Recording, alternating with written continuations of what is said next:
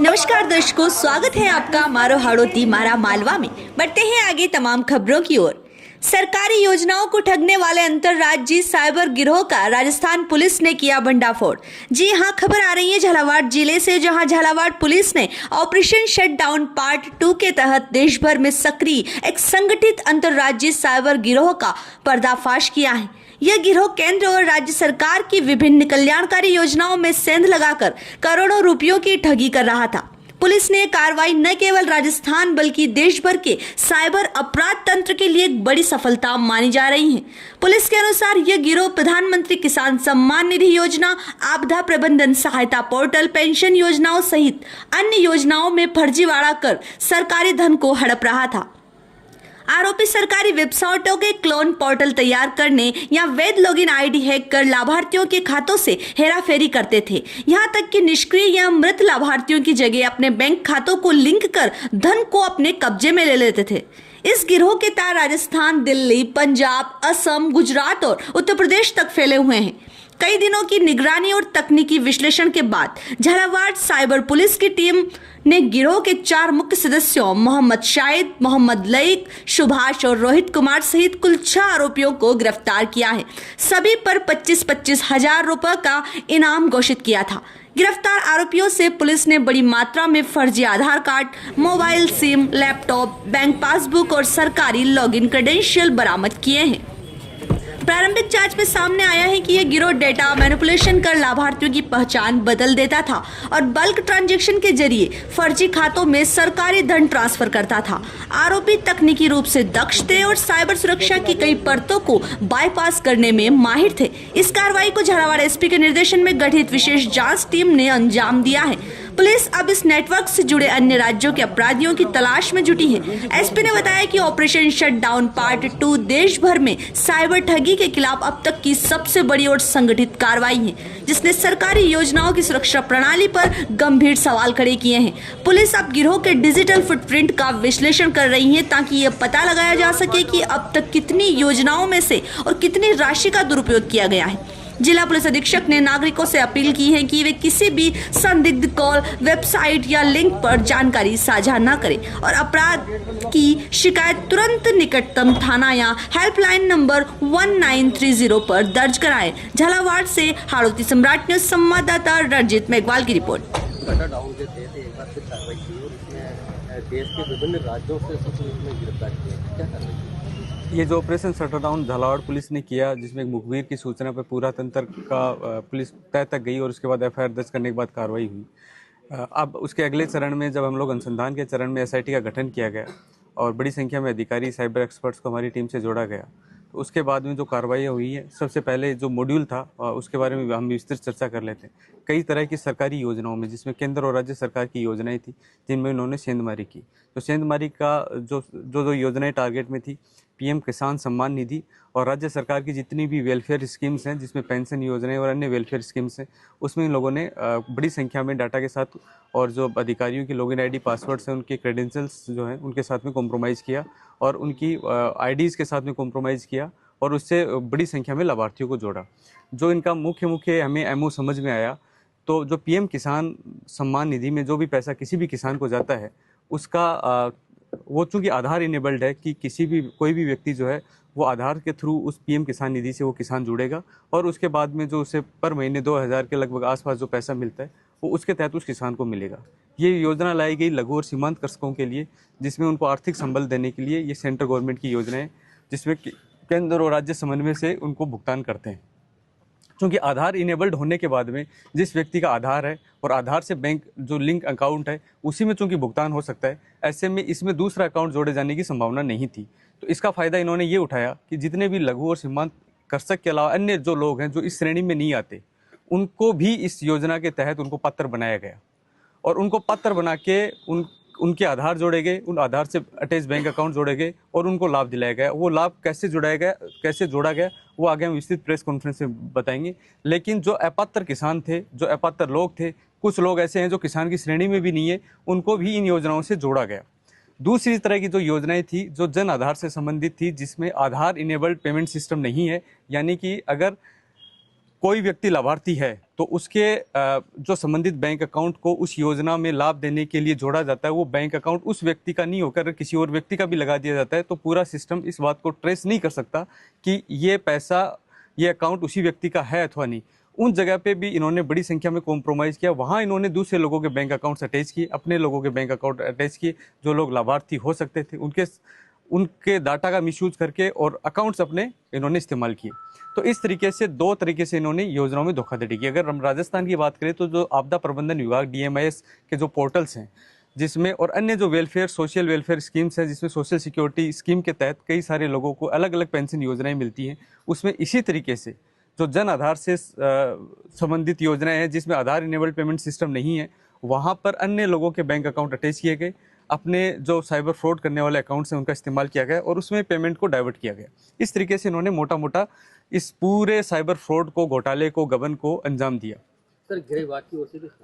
मैं अभी वही विस्तृत निवेदन कर रहा हूँ कि जो हमारी ये कार्रवाई रही, इसमें सबसे पहले हमने कलेक्टर साहब से निवेदन करके, चूँकि ये सरकारी योजनाओं का मामला था और इन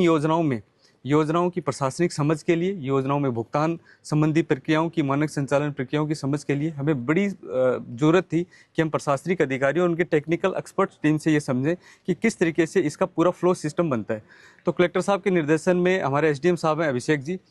ये हमारे साथ लगातार जुड़े रहे। पिछले 4 दिन से हम ये कह सकते हैं, ये और सहायक प्रोग्रामर संतोष जी, ये रात दिन हमारे साथ जुड़े रहे। पिछले 4 दिन से बिना नींद के साथ हमारे साथ जुड़े रहे और उसकी वजह से हम लोग पूरी इन योजनाओं की तह तक जा पाए और हम ये समझ पाए किस तरीके से सिस्टम को मिसयूज और डाइवर्ट कर रहे थे।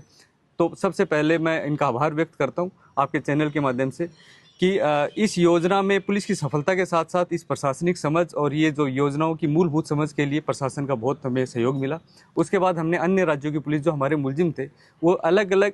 जगहों पर, चूँकि ये जिस तरीके का फ्रॉड हो रहा था, इनका जो तंत्र है वो काफ़ी लंबा था, तो हमारी राजस्थान की जो SOG की टीम है, उन्होंने हमें दिल्ली और जयपुर में मुलजिमों को डिटेंशन करने में मदद की, जिसमें सुभाष और लाइक जो मुलजिम है वो SOG के सहयोग से जो है डिटेन हुए। इसके अतिरिक्त पंजाब की जो CIA टीम है और जालंधर रूरल की टीम है और जालंधर सिटी की जो पुलिस है, उन्होंने 3 मुलजिमों को, जिसमें एक संदीप, सुमंत और एक रोहित, इन 3 मुलजिमों को डिटेंशन में हमारी पुलिस की मदद की। इसके अतिरिक्त जोधपुर में खेत सिंह ASI है, उनके नेतृत्व में जोधपुर की टीम ने, ईस्ट की टीम ने हमारी बड़ी मदद की। भरतपुर में चंद्र प्रकाश ASI है, उनके नेतृत्व में वहाँ की टीम ने मुलजिमों की दस्तियाबी में हमारी मदद की। ठीक इसी तरह दौसा में जहीर अब्बास के नेतृत्व में वहाँ की टीम ने हमारी मदद की। इस तरीके से राजस्थान के अलग अलग हिस्सों की पुलिस ने और पंजाब पुलिस ने इस पूरी रेड की कार्रवाई में झालावाड़ पुलिस के अनुरोध पर हमारा पूरा साथ दिया।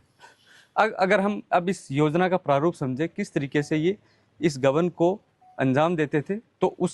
वो प्रारूप ये था, जैसे PM किसान सम्मान निधि की हम बात करें तो हर महीने पैसे का भुगतान होना है और जो इस PM किसान निधि में वही व्यक्ति जिसका आधार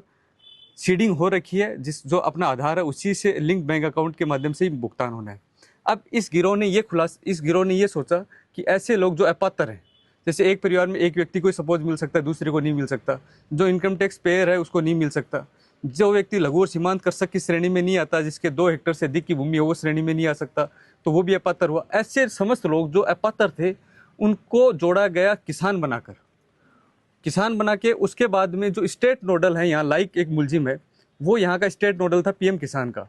उसके पास में ये शक्तियाँ थी स्टेट ऑपरेटर के हिसाब से कि वो डिस्ट्रिक्ट ऑपरेटर की ID बना सकता था। तो जो भी डिस्ट्रिक्ट नोडल ऑफिसर है जिसको वो योजनाएं अप्रूव करनी है, तो जो सरकारी ID थी उसके अतिरिक्त, चूँकि कई सारी आइडिया इसलिए बनाई जाती है कि ज़्यादा से ज़्यादा डाटा को फीड किया जा सके, तो इन्होंने क्या किया, एक फर्जी ID बनाई,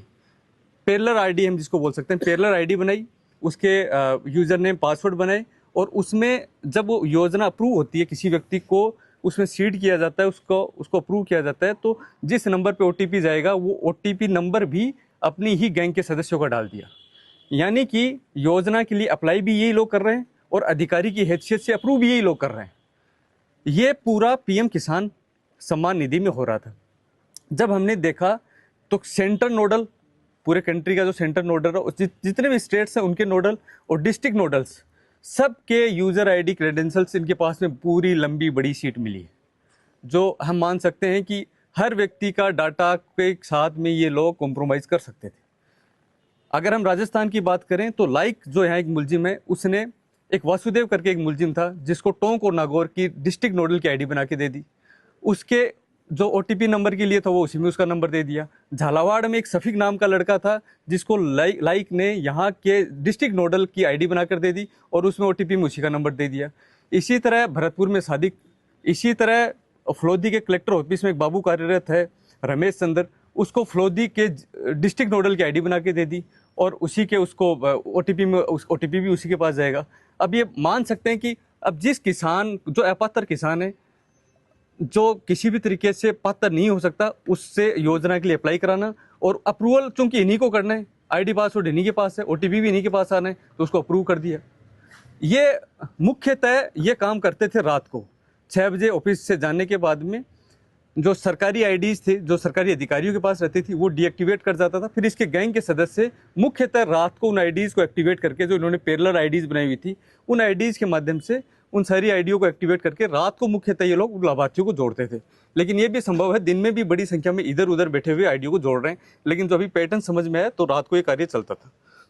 ये पीएम किसान निधि में चौंकाने वाली तथ्य ये भी है कि कोई व्यक्ति जिसने सपोज पंजीकृत किया अपने आप को 5 महीने पहले, लेकिन वो इस योजना के लिए लाभार्थी नहीं था,